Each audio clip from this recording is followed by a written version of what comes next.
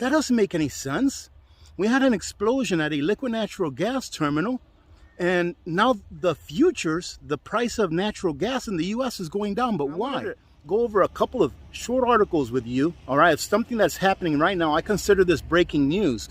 But what's within the article, all right, what's within it, I guess you can say collateral damage of what's going on is what you should really concentrate on and ask yourself, is someone really going to be here to help me when things go south?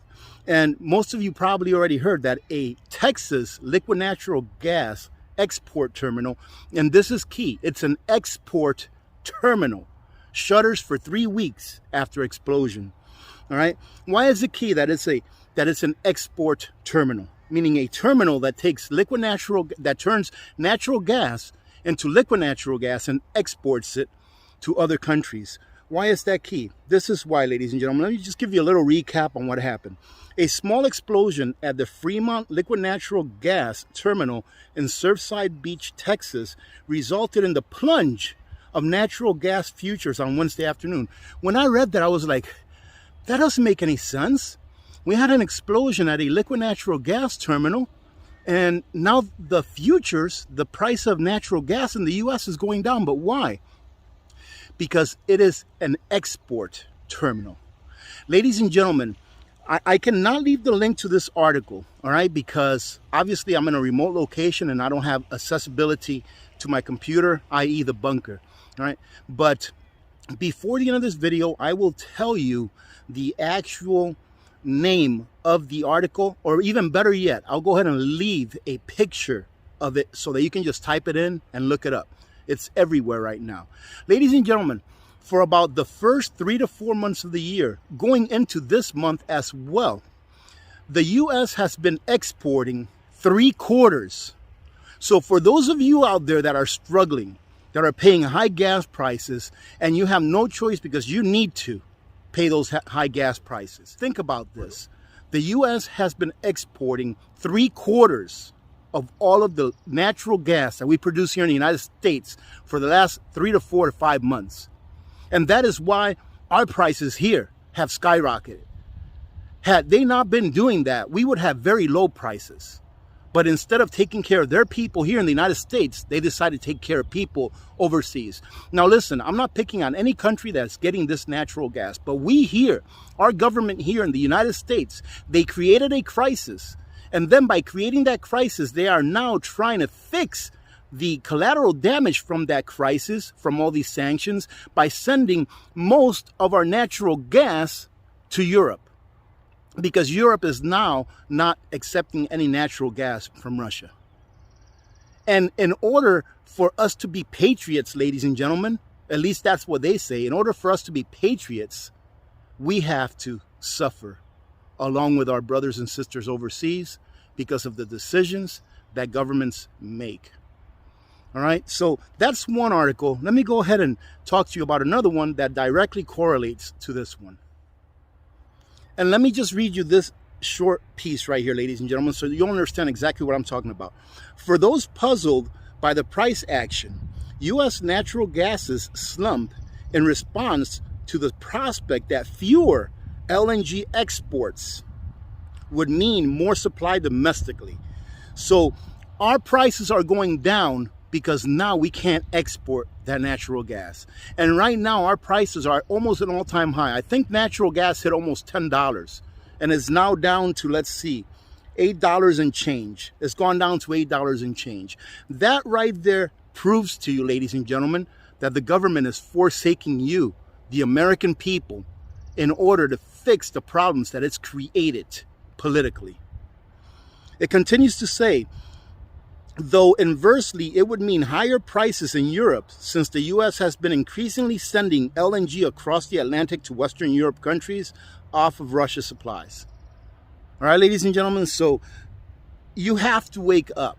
The time for you to wake up is now. And I read these articles to prove to you that you are on your own. Just like the article that I put up or the video that I put up earlier today. You are on your own when it comes to protection. If you haven't seen that video, you best go take a look at that video. Because if you think that you're going to get protection or that you your protection is guaranteed by police officers or any kind of law enforcement officers, you are very, very sorely mistaken, ladies and gentlemen. So check that video out. Now, unfortunately, I can't leave any links or anything like that because I am in a remote location. But go check it out. It's the video that I put out before this one. Here is the second article. European gas soars after U.S. LNG terminal explosion halts exports for weeks. So yes, their gas is soaring now because we cannot export to them our gas. Well, ladies and gentlemen, let me ask the average person out there in Europe that is paying extensively higher gas prices. Were you paying higher or lower gas prices before your government and our government decided to play all of these political games with other countries? I would venture to say that you were paying a lot lower gas prices than before.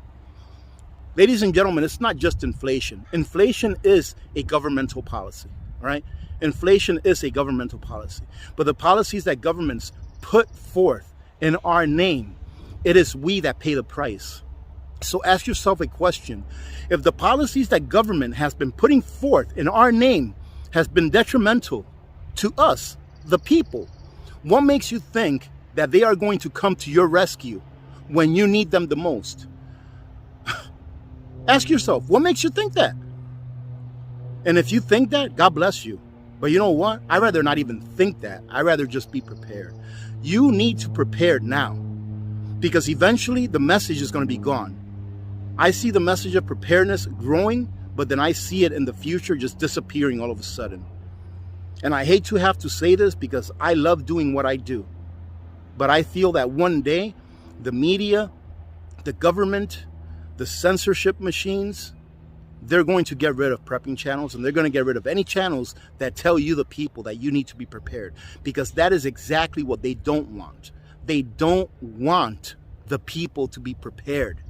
That is what government does not want.